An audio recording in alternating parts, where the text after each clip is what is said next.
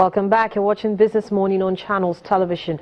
The Federal Executive Council, at the end of its meeting on Wednesday, approved the revised national tax policy to, among other things, provide clarity on the roles and responsibilities of stakeholders. Now, this policy will see value-added tax on luxury items like champagne increasing from the current 5%. And this was part of austerity measures unveiled about 3 years ago by former President Goodluck Jonathan.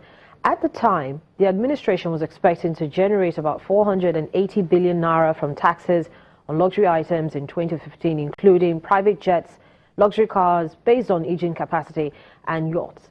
My next guest on the program is the former President's Chartered Institute of Taxation of Nigeria. He's also the former President, Association of Professional Bodies, Gabriel Fashoton. Good morning to you, Mr. Fashoton. Thank you for joining me on Business Morning. Good morning, Harriet. So this is not a new policy, and it's a policy that's started 3 years ago. But what do you make of this latest development? Well, the Federal Executive Council only approved the revised national tax policy. You know, the first national tax policy was presented to the public in April 2012.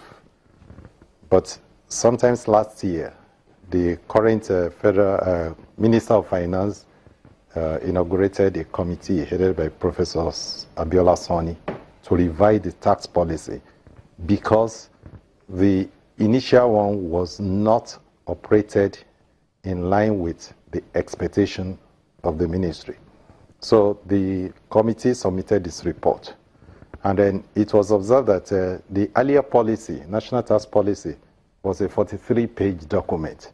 And it delved into areas not even primarily concerned with national tax policy. So the revised one is only a 13-page document. And it addresses all the issues of tax policy. We should remember that tax system comprises of the tax policy, the tax laws, as well as tax administration. Now, what is the overall objective of this tax policy? Just to increase the government revenue and to facilitate ease of doing business and as well as paying taxes.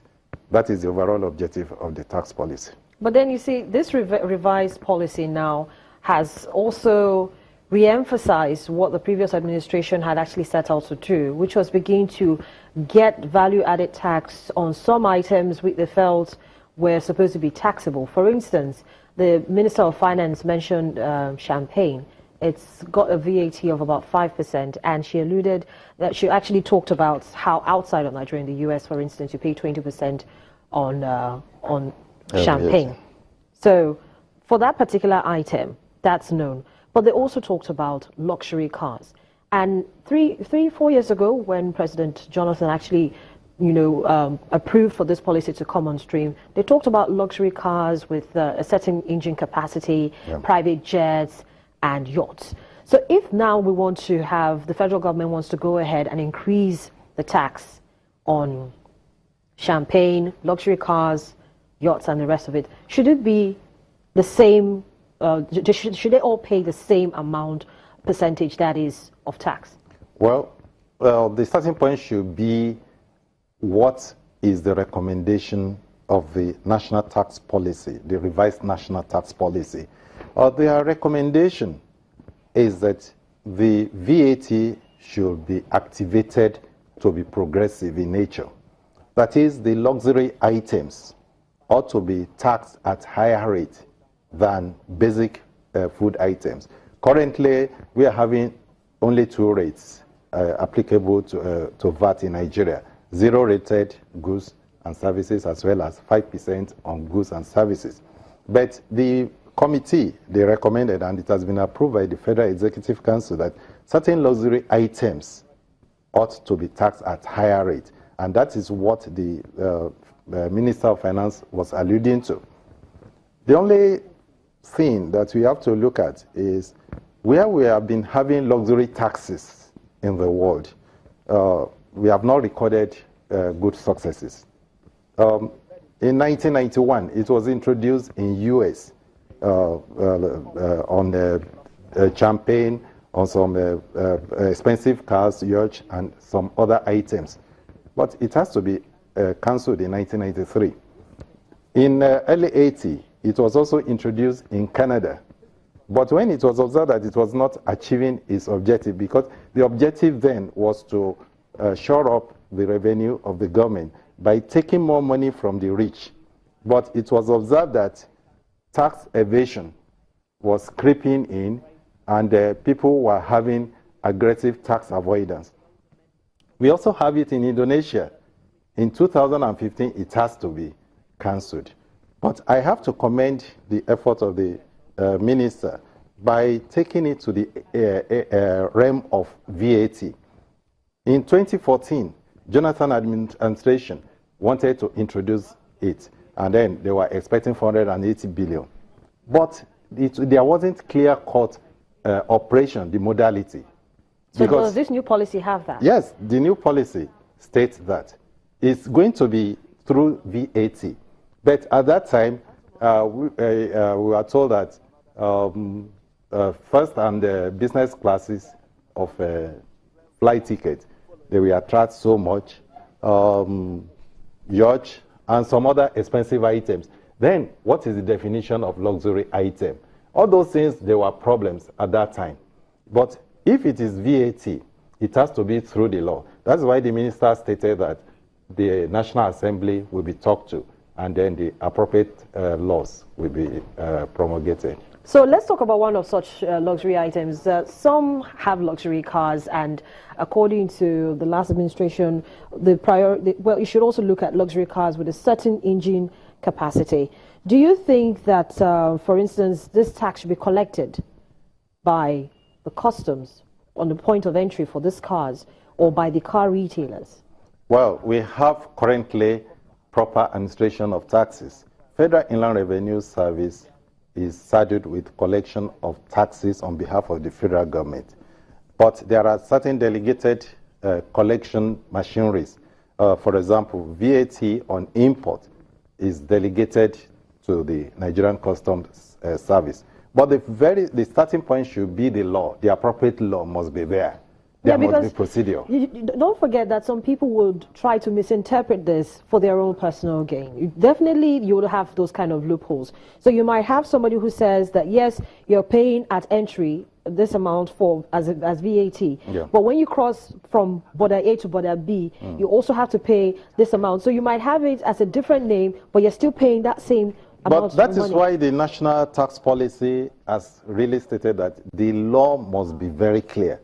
You know, all the areas of ambiguity should be removed. So if the law is promulgated, then the destination is supposed to be the appropriate way to collect this VAT. So it should be clear to the stakeholders. The roles of the stakeholders were spelled out in the revised national tax policy. So I don't think there should be ambiguity. The only thing is that before this thing can holistically take off, appropriate law must be in place. So you have appropriate law in place. You have all the key players in place. You have the Ministry of Finance driving this particular process. Yeah. You have the Federal Inland Revenue Service. Yeah. Then you also have the Chartered Institute of Taxation of Nigeria, yeah, also contributing their own quota as stakeholders in this very laudable venture. Yeah. How do you think it will be for the regular Nigerians? Should we have, what I want to ask, how quickly do you think this can be implemented? Well, it depends on the cooperation we have from the National Assembly, because it's very key. If it is not law, it cannot be taxed. You remember that in May 2007, the then Minister of Finance increased the VAT rate from 5% to 10%, because that was the law, and it has to be cancelled on the 23rd of June 2007.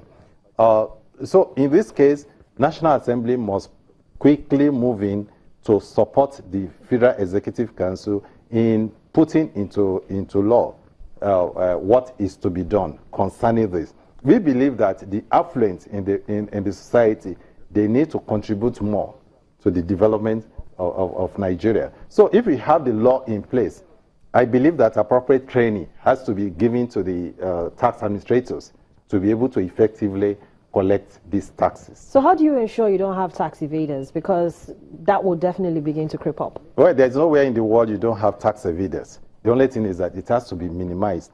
But I want to quickly put in this. The revenue yield from this may not be as substantial as to totally remove the deficit, the budget deficit.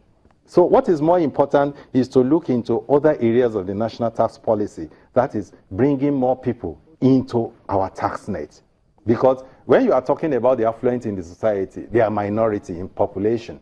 They are minority. But what do you do to the, to the larger populace? If people are happy to pay their taxes, then government will be able to have enough money to carry out its project. So tax base has to be widened, and then the proceeds of tax revenue has to be judiciously utilized by the government. In 2015, the projected revenue to be generated from such items was 485 billion naira. Yeah. How much do you think that if this policy does go through, do you think that the present administration will be able to? It can triple that. It can triple that. That is 480 in 3. Multiplied by 3. Let's quickly now, get that. What is there is that we have to have enabling environment for tax administration, for tax policy, and for the tax laws. The current complex situation we have in our administration of our tax laws needs to be removed. And then we have to be transparent in our operation. In the country in terms of administering the tax system. So if we have all these things in place, then there will be, Nigeria will rank among the first 50 countries in terms of the global index of ease of doing business in the world. Mr. Gabriel Fashoton, former President, Chartered Institute of Taxation of Nigeria, and former President, Association of Professional Bodies, thank you so much for coming on the program and sharing your perspectives with us. But just before I let you go, I quickly did the calculation. It's going to be about 1.45 trillion naira. It's achievable. It's achievable. All right. So that's where we wrap up this conversation. Thank you so much for coming on the program. Of course, we've been taking a look at the federal government's recent luxury tax policy and the revised national tax policy as announced during the Federal Executive Council meeting on Wednesday in the nation's capital, Abuja. And Mr. Fashoton is of the opinion that, of course, Nigeria can get increased revenue from some of these items as much as 1.45 trillion naira. Remember that about 4 years ago, the former administration of President Goodluck Jonathan actually looked at raising tax on some of these luxury items, including champagne, luxury cars based on engine capacity, as I already mentioned earlier on, and private jets as well as yachts. So in the coming days, as soon as we get the National Assembly to actually pass this into law, maybe we can get this 1.45 trillion naira in the coffers of the government. Business Morning continues after now. Stay with us.